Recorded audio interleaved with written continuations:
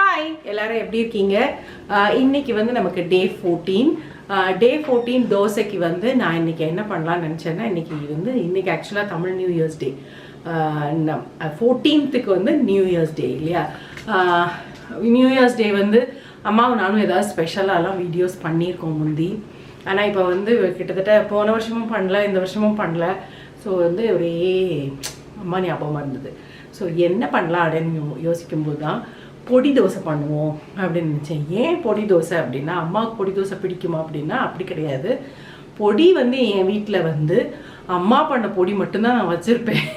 பொடி காலி ஆயிடுச்சு அப்படின்னா, அம்மா பொடி காலி ஆயிடுச்சுமா அப்படின்னு சொல்லுவேன் நான். ஸோ எஸ், இன்னைக்கு வந்து பொடி தோசை பண்ண போகிறோம். பொடி தோசையே வந்து நான் 2 types ஆஃப் பண்ணுவேன். ஒன்று ஊத்தப்பம் மாதிரி போட்டு பண்ணுறது, இன்னொன்று வந்து கிறிஸ்பியாக பண்ணி அதை ரோல் பண்ணி அப்படி சும்மா ஸ்ப்ரிங் ரோல்ஸ் மாதிரி சாப்பிடுவேன் நான். ஸோ நான் ரெண்டையுமே உங்களுக்கு காட்டுறேன், வாங்க முதல்ல போய் பார்ப்போம். ஓகே, இதுதான் அம்மா பண்ணி கொடுத்தேன் எனக்கு பொடி. நான் ஊருக்கு போயிருந்த போதும் வாங்கிட்டு வந்தேன் அம்மாட்ட இருந்து. அது வந்து காலியாக போகுது. அடுத்து எப்போ போகிறேன்னு தெரில. இப்போ செகண்ட் வேவ்ங்கிறாங்க, இனி அடுத்து இப்போதைக்கு போக முடியாது. ஸோ எஸ், அது இருக்குங்கிறதுனால கண்டிப்பாக இன்றைக்கி வந்து பொடி தோசை வந்து அம்மா பண்ணி கொடுத்த பொடியில் நான் பண்ண போகிறேன். இந்த பொடி காலியானதுக்கப்புறம் அம்மாட்ட வீடியோ கால் பண்ணிவிட்டு கண்டிப்பாக நான் வந்து ஒரு இட்லி பொடி பண்ணிக்க போகிறேன். ஏன்னா இட்லி பொடி தான் மெயின் நம்ம வீட்டில், சரியா? ஸோ வாங்க நம்ம பொடி தோசை பண்ணிடலாம். கண்டிப்பாக வந்து அம்மா பண்ண பொடி தோசை, பொடியில் வந்து பொடி தோசை பண்ணோம்னா அது ஸ்பெஷல் தான்.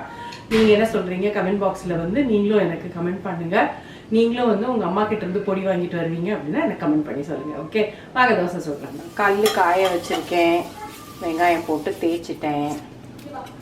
இப்போது தோசை இது வந்து ஃபஸ்ட்டு வந்து ஊத்தப்பம் மாதிரி இந்த சைஸ் தான். இதுக்கு மேலே கிடையாது, இதுக்கு மேலே நம்ம விரிக்க போகிறது இல்லை.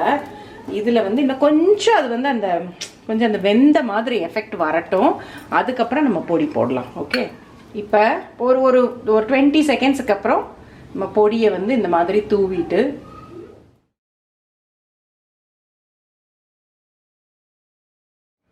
ஸோ பொடி தோசைக்கு வந்து நல்லெண்ணெய் போட்டிங்கன்னா தான் நல்லாயிருக்கும். அப்படின்னா தான் ஏன்னா நம்ம நல்லெண்ணெய் போட்டு தானே நம்ம எப்பயுமே நம்ம பொடிக்கு வந்து குழப்புவோம் இல்லையா? ஸோ அதனால் இதுக்கும் நல்லெண்ணெய் போட்டு இது வச்சு கொஞ்சம் கொஞ்சமாக அப்படியே சிம் ஃப்ளேமில் வந்து நல்லா நம்ம இதை ரோஸ்ட் ஆகும்.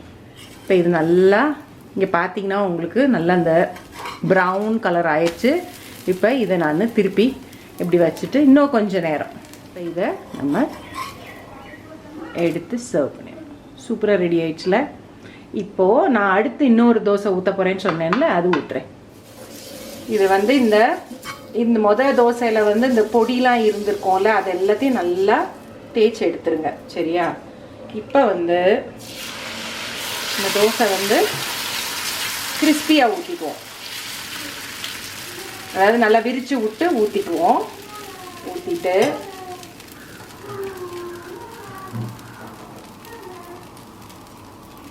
இப்போ இதில் வந்து நான் போட்டுக்கிறேன்.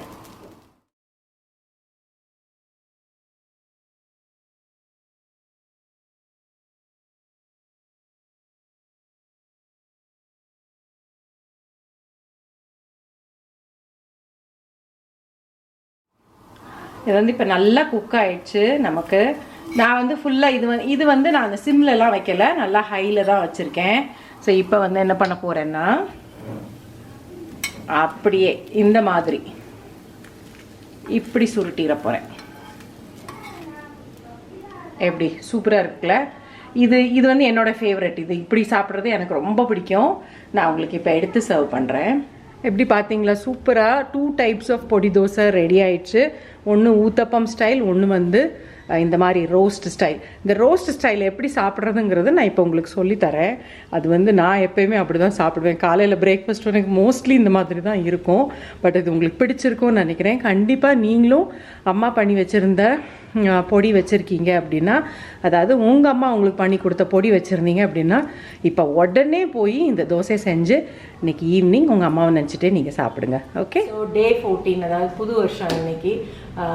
ஃபஸ்ட்டு நான் வந்து தமிழ் புத்தாண்டு வாழ்த்துக்கள் சொல்லிக்கிறேன் உங்களுக்கு. எஸ் இன்னைக்கு இந்த இதுக்கு வந்து நான் எங்கள் அம்மாவை நினச்சிக்கிட்டு வந்து பொடி தோசை செஞ்சுருக்கேன். நான் அது சாப்பிட போகிறேன் இப்போது. நான் உங்களுக்கு சொன்னேன்ல இந்த சுருட்டி வச்சுருக்கிறது வந்து எப்படி சாப்பிட்றதுன்னு. ஆக்சுவலாக வந்து நான் சாப்பிடும்போது இன்னும் கிறிஸ்பியாக இருக்கும். இப்போ வந்து கொஞ்சம் தொலைன்னு ஆயிடுச்சு. பட் நான் வந்து எப்பயுமே இப்படி தான்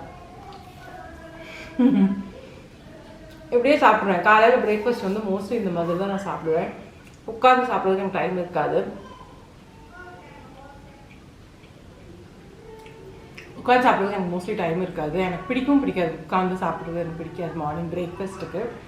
ஸோ இப்படி போயிட்டு இருக்கும்போது இந்த தோசை வந்து சுருட்டி இந்த மாதிரி வச்சுருப்பேன். உள்ள பொடி போட்டு எண்ணெய் போட்டு வச்சுருப்பேன். ஸோ அதனால் இப்படி நடக்கும்போது ஒரு வாய் கடிச்சிட்டு அப்படியே சாப்பிட்றது தான் எனக்கு பிரேக்ஃபாஸ்ட் மோஸ்ட்லி பண்ணுவேன் நான். தோசை அண்ட் பொடி இருந்ததுன்னா நான் டெய்லி சாப்பிட்றது கிடையாது. பட் எனக்கு அந்த மூட் எனக்கு சாப்பிடணும்னு தோணிச்சுன்னா எனக்கு அப்புறம் சாப்பிட பிடிக்கும். ஸோ எஸ் இதுதான் வந்து இன்றைக்கி ரெசிபி, பொடி தோசை ரெசிபி வந்து இன்றைக்கி நம்மளோட டே 14 ரெசிபி. நாளைக்கு இன்னொரு ரெசிபியோட உங்களை மீட் பண்ணுறேன். நாளைக்கு பார்க்கணும். கண்டிப்பாக நம்ம வந்து சேனலுக்கு சப்ஸ்கிரைப் பண்ணிவிட்டு நீங்கள் நோட்டிஃபிகேஷன் பெல் பட்டன் அமுக்கியிருந்தீங்கன்னா உங்களுக்கு நோட்டிஃபிகேஷன் ஃபஸ்ட்டாக வந்துடும்.